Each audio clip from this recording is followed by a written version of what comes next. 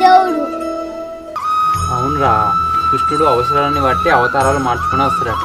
నీ సంతోషం కోసం కృష్ణుడు మీ అన్న రూపంలో వచ్చింది.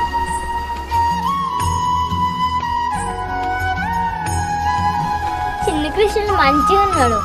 కృష్ణయ్య, మరి మీ గోపికలేరి?